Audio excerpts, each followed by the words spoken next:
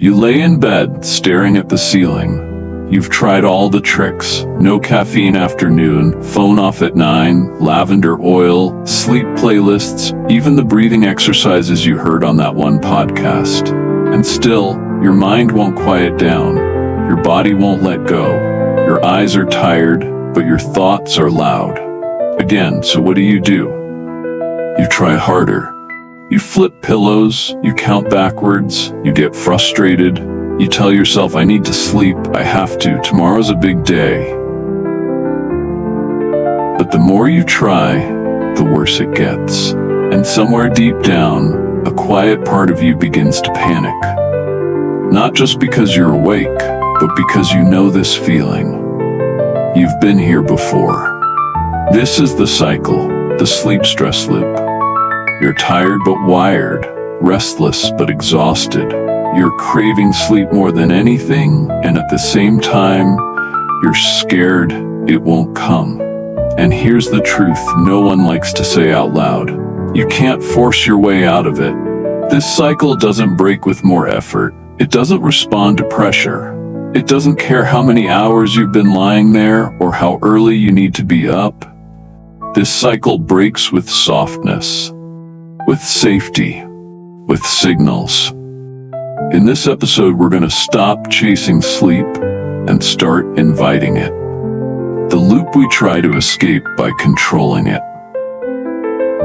If you're like most people who struggle with sleep, chances are you've tried to control it. You've followed all the sleep hygiene tips, tracked your cycles, optimized your mattress, adjusted your temperature, downloaded the right apps, and told yourself over and over again, tonight has to be better. And yet it wasn't. Why? Because at some point, your relationship with sleep became one of performance, one of pressure, one of proving. Sleep became a test, one you felt like you kept failing. And when something becomes a test, you stop feeling safe. You stop trusting your body. You stop feeling at home in your own rest. That's the real loop most people are caught in. Not just stress causes bad sleep, but this. Stress causes a need for control, and the need for control kills rest. So we double down. We search for stricter routines. We obsess over data. We buy more supplements, we build evening checklists, and we tell ourselves we're being responsible, that we're finally taking sleep seriously. But deep down, it's not about care. It's about control. It's about trying to manage something that, by its very nature, only arrives when we stop managing. Sleep is not a reward for good behavior. It's not something you earn with discipline. It's not something you can chase or capture. Sleep is a state your body enters when it feels safe enough to let go. That's why the harder you try, the harder it gets. Because your nervous system doesn't respond to willpower. It responds to signals. And pressure, even self-imposed pressure, is a signal that says something's not right. Stay alert. That's the signal you've been accidentally sending. Every night you worry about not sleeping. Every night you count hours. Every night you judge your performance. You're trying to rest in a body that's still preparing to run. So what do? We stop forcing and start listening. We stop chasing sleep like it's an enemy we have to trap and start treating it like a guest we want to welcome. That means shifting the entire approach, from control to connection, from effort to invitation. It doesn't happen overnight, but it starts with one powerful question. What signal am I sending my body right now? If the answer is urgency, frustration, or fear, then that's where we begin. In the next part, we'll look at the two opposing forces your body is constantly balancing: hyperarousal and sleep pressure, and how understanding that balance can finally help you stop blaming yourself and start working with your body, not against it. Because sleep isn't something you win, it's something you return to. Hyperarousal versus sleep pressure. Why sleep feels so far away. To understand why sleep sometimes feels impossibly out of reach, we need to look at two forces your body is constantly managing: hyperarousal and sleep pressure. These aren't just abstract ideas, they are the physiological systems that determine whether or not you sleep. Sleep pressure is exactly what it sounds like, a biological buildup that increases the longer you're awake. It's driven by a chemical called adenosine, which accumulates in your brain throughout the day. The longer you're awake, the more sleep pressure builds. It's what makes your eyelids heavy at night, what helps you drift into deeper stages of sleep. Ideally, when evening comes and sleep pressure is high, your body naturally transitions into rest. But that's only half the story. Because on the other side of that scale is hyperarousal, a state of heightened alertness. This is your stress system at work. Cortisol, adrenaline, a brain that stays watchful, scanning for threats, even when there aren't any. Hyperarousal is your body's way of saying, "We're not done yet. We're not safe yet. Stay awake." It's useful when there's an actual emergency, but in the modern world, it gets activated by inboxes, deadlines, social media, unresolved tension, and 1,000 invisible expectations. When sleep pressure is high, but hyperarousal is higher, guess who wins? Always hyperarousal. Because from a survival standpoint, your body would rather keep you alert and alive than let you drift into vulnerability. So even when you're exhausted, even when your eyes burn and your limbs ache, your body holds on, just in case. It doesn't matter how long you've been awake or how desperately you want to sleep. If your nervous system is still on high alert, it will override your sleep drive. That's why you can feel bone tired and still be wide awake. What makes this even more frustrating is that hyperarousal isn't always loud. It doesn't have to feel like panic or anxiety. It can show up subtly as restlessness, tension in your jaw, a racing thought you can't shake, an urge to check your phone one more time. And because it's quiet, you don't recognize it as stress. You just think, "Why can't I sleep?" and blame yourself. But it's not you. It's your body responding exactly as it was designed to. It just hasn't gotten the message that it's safe now.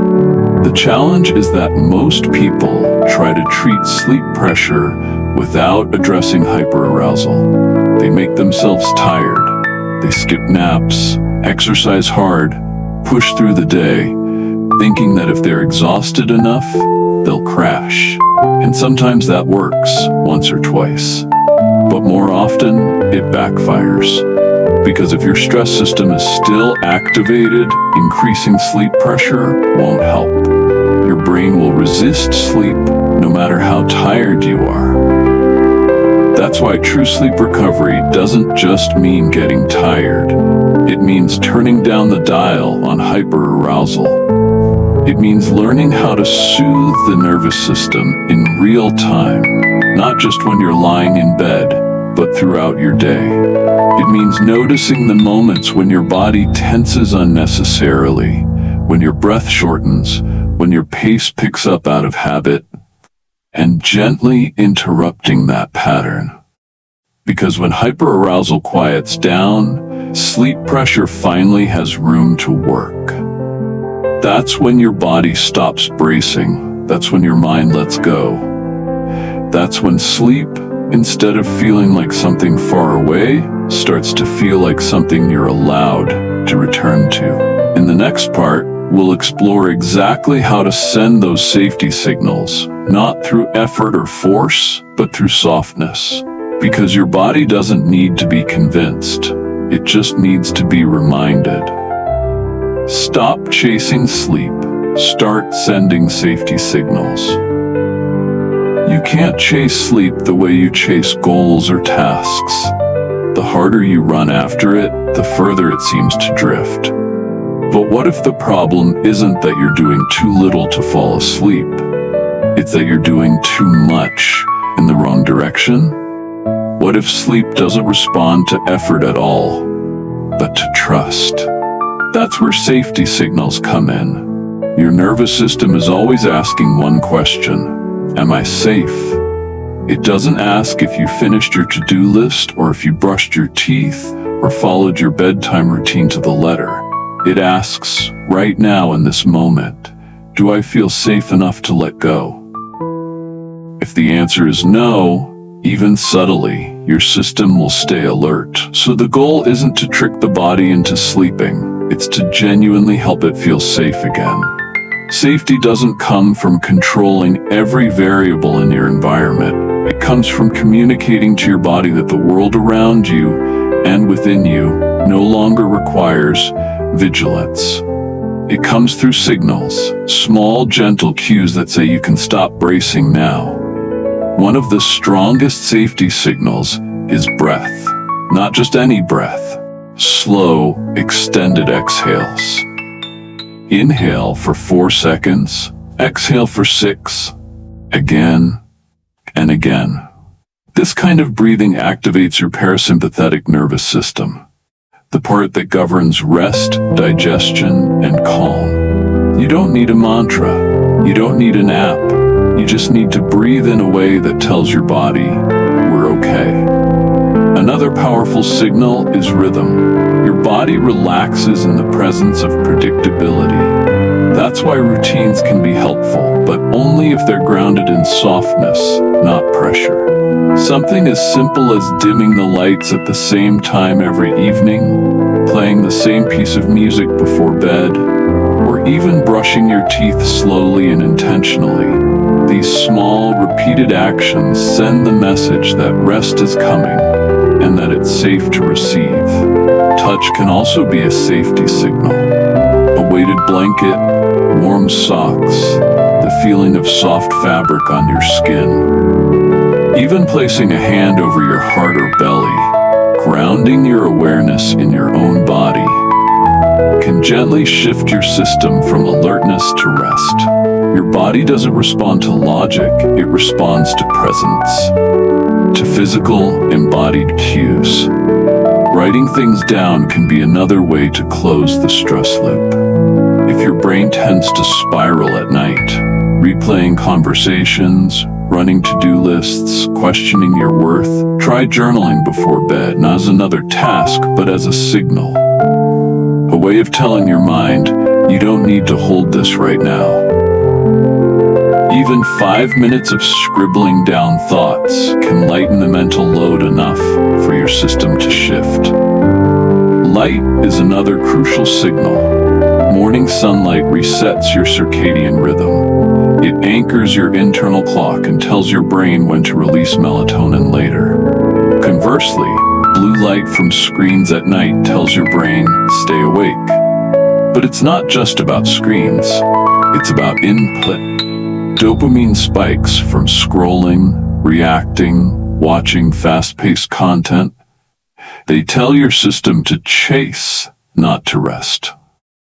Reducing stimulation isn't just about sleep hygiene. It's about teaching your brain that the hunt is over, at least for today. The most overlooked safety signal of all, though, is kindness. The way you speak to yourself in the moments when you're wide awake and frustrated matters more than any supplement. If your inner voice sounds like, "What's wrong with me? Why can't I just sleep?" your system won't relax. But if your voice shifts, even slightly, to something like, "It's okay, I'm still learning, my body is doing its best, I'll rest when I can," everything softens. Not instantly. Not magically, but enough to open a door. You don't have to send all these signals at once. You don't need a checklist. You just need to begin where you are. One breath, one gentle act, one permission. Because sleep isn't a reward for doing enough. It's a natural result of feeling safe enough. In the next part, we'll go deeper into the story we tell ourselves at night, the subconscious narrative that either welcomes sleep in or pushes it away. Because sometimes, it's not your habits that keep you awake, it's your self-talk. Rewriting the nighttime narrative. Sometimes it's not the noise outside that keeps you awake, it's the voice inside, the one that whispers when the room gets quiet, the one that turns the lights out and turns the volume up in your mind. Not all at once, not loud, just enough. Just sharp enough to poke you in the ribs when you're trying to rest. You know the voice I'm talking about, the one that says, "Here we go again," or "You're going to ruin tomorrow if you don't sleep," or "What's wrong with you? Why is this still happening?" It might sound like motivation, like discipline, like trying to fix the problem, but underneath that, it's fear, it's control, it's shame. And your body hears it, because the body doesn't just respond to what you do, it responds to how you talk to yourself. Every thought, every silent story sends a chemical signal. A muscle tenses, a breath shortens, a heart rate changes, and little by little those stories build the environment your body lives in, especially at night. So let me ask you something. What is your nighttime story? What do you tell yourself when you can't fall asleep? What belief do you carry as you toss and turn? Is it, "My body is failing me, I'll be useless tomorrow, I'm broken"? Maybe it's something even softer. "Why can't I just relax?" But even that gentle-sounding question can carry judgment.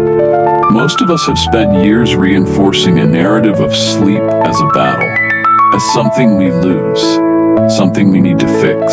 And like any story told often enough, it becomes a script, a loop, a rhythm your brain follows without realizing it. You lay down and that script begins. The good news is, stories can change. And unlike your circadian rhythm or your adenosine levels, this part is fully in your hands. You don't have to lie to yourself. You don't have to chant affirmations you don't believe. You just have to start noticing the voice. And when you do, you soften it. You shift the tone. You interrupt the loop. Instead of "I can't sleep," you try, "I'm learning to rest." Instead of "This night is ruined," you try, "This moment is just one moment." Instead of "Something's wrong with me," you try, "My body is doing its best." It doesn't have to be perfect. It doesn't have to be confident. It just has to be kinder than before. Because kindness is not weakness, it's regulation. It's a way of calming your nervous system from the inside out. This is especially important if you grew up in environments where rest was earned, where productivity was praised and stillness was criticized. You might carry an old belief that says you need to deserve sleep, that you have to be exhausted, useful, worthy, accomplished. And when you don't feel like you've met the standard, your brain punishes you with restlessness. But you don't have to keep telling that story. You can write a new one. One breath, one sentence, one night at a time. You can say, "I don't need to fix anything right now. I just need to be here." You can say, "Even if I don't sleep right away, I can still rest." You can say, "My value doesn't depend on how well I sleep tonight." That voice might feel unfamiliar at first. It might feel soft, too soft. But your body is listening. And it remembers what gentleness feels like, even if it's been a while. Changing your internal narrative doesn't guarantee instant sleep, but it creates space. And in that space, your system can breathe. Your mind loosens its grip. Your heart stops bracing. And that's when rest becomes possible again. Not because you demanded it, but because you made it feel welcome. In the next part, we'll move from the mind back into the body, and explore practical, physical ways to invite sleep. Not routines, not hacks, but gentle practices that remind your nervous system that it's finally safe to let go. Because once the story softens, the body follows. Repatterning the body, gentle sleep invitations. Your body isn't the enemy. It's not sabotaging you. It's not broken. It's just patterned. It's just patterned, trained, conditioned by years of subtle signals that told it, stay alert, stay busy, stay ready. And if you've struggled with sleep for a long time, your body may have learned something very specific. Nighttime is not safe. Bed is not restful. Stillness is not familiar. But just like a pattern can be learned, it can be unlearned. And we do that not by commanding the body to sleep, but by inviting it, softly, patiently, again and again, to remember how. Because the body does remember, it always does, it just needs a different kind of instruction. One of the simplest ways to begin is with grounding. Grounding isn't about clearing your mind or pushing thoughts away. It's about coming home to your senses, to the weight of your body on the mattress, to the feeling of fabric on your skin, to the quiet rhythm of your breath. You're not trying to escape your thoughts. You're anchoring yourself in what's real, what's here, what's now. This isn't meditation, it's orientation. You're reminding your body that it's not lost, that it's not under threat, that it can land. You can place a hand on your chest or your stomach, wherever feels most natural. Feel the warmth of your palm, the gentle rise and fall beneath it. If your mind wanders, that's fine. Bring it back. Not like a teacher snapping their fingers, but like a friend gently guiding your gaze. Back to the body. Back to now. Another practice is progressive relaxation. You start at your toes, tense them just slightly, hold, then release. Feel the difference between tension and softness. Move to your calves, your thighs, your stomach, your shoulders, your jaw. You're not trying to force relaxation, you're simply showing your body what it feels like. You're drawing a map of calm, and each time you do it, the map gets clearer. You can also try what's called a soft scan. No tensing, no holding, just attention. Start at the crown of your head and slowly move your awareness downward. What do you feel in your forehead, your cheeks, your neck? You don't need to name or fix anything. Just notice. The point isn't to change your body. It's to remind it that it's allowed to be felt. And in being felt, it often softens on its own. Sound can be a gentle cue as well. Not loud, not distracting, but soft, slow, consistent. White noise, rainfall, a low hum. Something repetitive enough to help your brain ease into rhythm. Rhythm is powerful. Your body is rhythmic by nature. Heartbeat, breath, sleep cycles. When it hears steady external rhythm, it often entrains like a dancer falling into step with a song. Movement can help too. Not at midnight, but earlier in the evening. Slow stretching, gentle swaying, even walking in silence around your room. These movements aren't exercise, they're invitations. Invitations to reconnect, to slow down the internal spin, to release the tension you've been holding all day without realizing it. And then, perhaps most importantly, stillness. Not the forced stillness of trying to sleep, but the chosen stillness of being with yourself, even if you're wide awake. The kind of stillness that says, I'm not trying to get anywhere right now. I'm not trying to change anything. I'm just here, with myself. And that's enough. All of these are gentle invitations. None of them are magic. None of them guarantee sleep. But they help rewire the message your body has been receiving. They shift the tone from command to comfort, from urgency to presence, from frustration to care. Because rest isn't something you demand. It's something you allow. And you can't allow rest until your body feels welcome again. In the next part, we'll talk about the nights when even all of this doesn't work. When you try the breathing, the scanning, the softness, and you're still awake.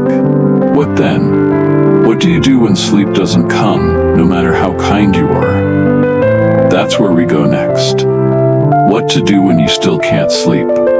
Sometimes even when you do everything right, when you breathe slowly, dim the lights, let go of the day, speak gently to yourself, stretch, write, listen to rain sounds, sleep still doesn't come.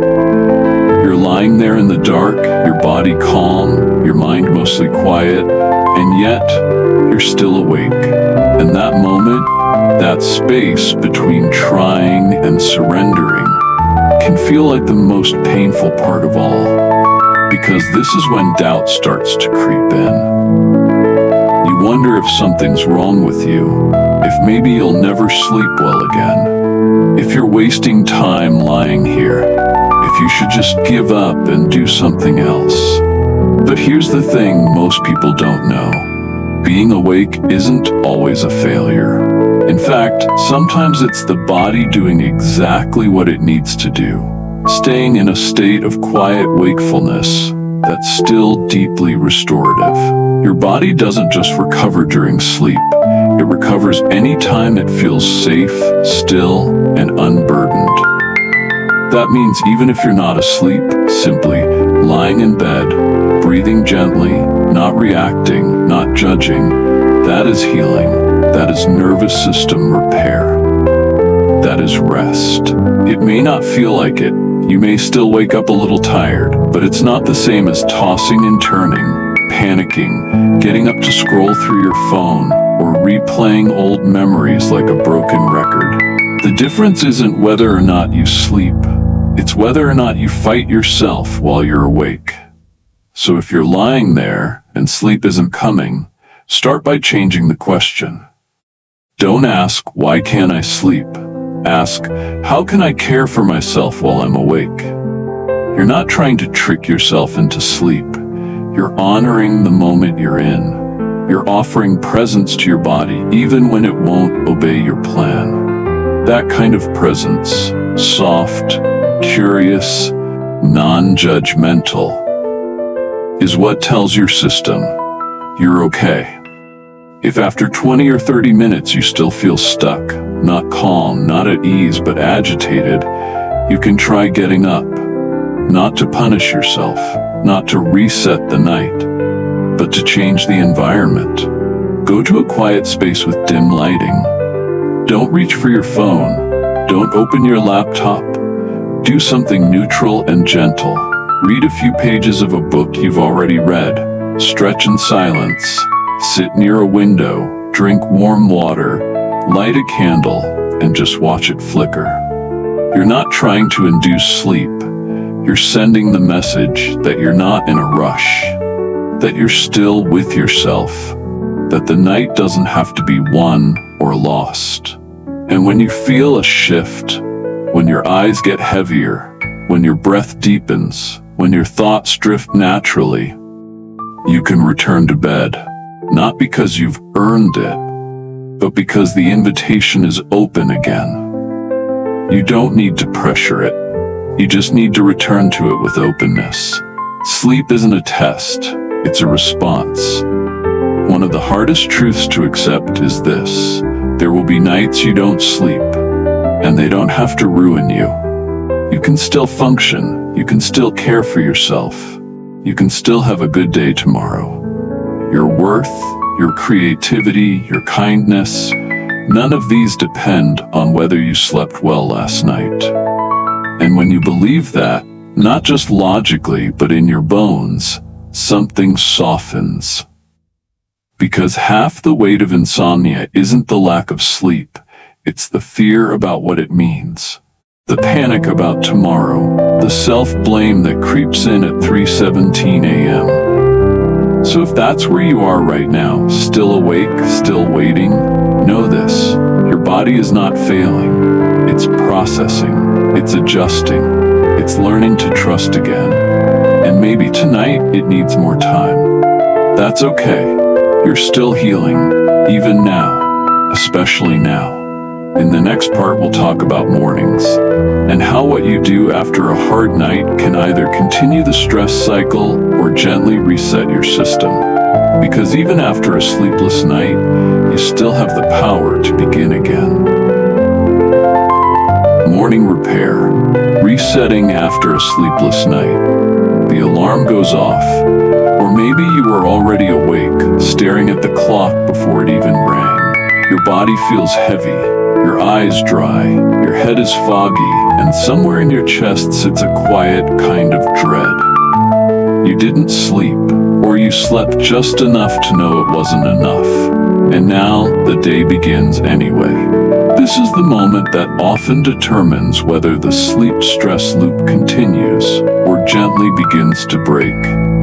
Because what you do next matters, not in a pressure-filled, make the most of your morning kind of way, but in a tender, real, nervous system-aware kind of way. The first few minutes of your day are like a reset button for your body. They tell your system what kind of rhythm it's stepping into. And if that rhythm is harsh, frantic, self-critical, it keeps the stress hormones flowing. It reinforces the fear you went to bed with. It sets the tone for another night of tension. But if instead you move slowly, with softness, with care, with presence, you send a different signal. You tell your body, even if I'm tired, I'm safe. Even if last night was hard, this morning is gentle. I don't have to brace anymore. Start by not judging the night. You don't need to analyze it. You don't need to count the hours you missed. You don't need to replay what went wrong. Instead, focus on what's here. The breath that's still moving, the sun that still rose, the chance to begin again. Step out of bed slowly, not because you're weak, but because rushing sends the wrong message. Splash your face with cool water. Drink something warm and grounding, not necessarily caffeine right away, but something that says, I'm waking up, but I'm doing it on my terms. If you can, step outside, even for 2 minutes. Let your skin feel the light. Let your eyes take in the natural brightness, even through clouds. This one act, exposure to morning light, is one of the most powerful things you can do to reset your circadian rhythm. It tells your brain that it's morning now, that the day has begun. And it starts the timer for when melatonin will release later that night. You're not just surviving your morning, you're investing in your sleep tonight. Movement helps, too. Not a workout. Not something demanding, just movement. Stretch your arms above your head, rotate your neck, roll your shoulders, walk in circles, shake off the tension. Let your body remember that even when energy is low, it still has rhythm, it still has flow. And perhaps most importantly, speak to yourself kindly. This is not the morning for hustle culture, not the morning for pushing through. Not the morning for shame. This is the morning for choosing slowness, even in the face of a busy schedule. For choosing compassion, even when you feel behind. For choosing grace, even when you didn't perform the way you wanted to. You might still have responsibilities today, deadlines, people to care for, tasks that don't wait. That's okay. You can meet them. But you don't have to meet them from a place of punishment. You can meet them from a place of care.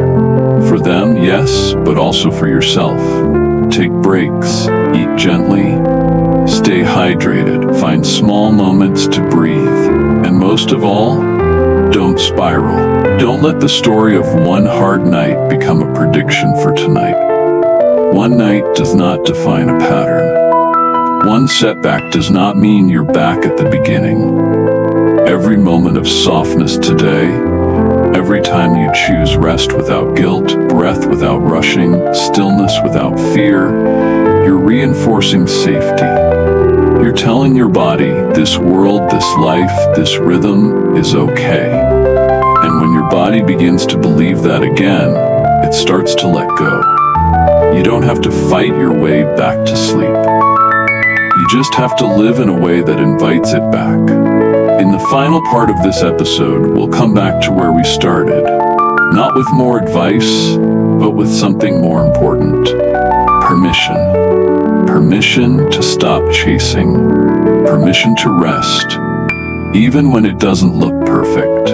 Permission to trust that your body knows how to come home again. Because healing doesn't happen all at once, but it does happen quietly, gently, morning by morning, night by night.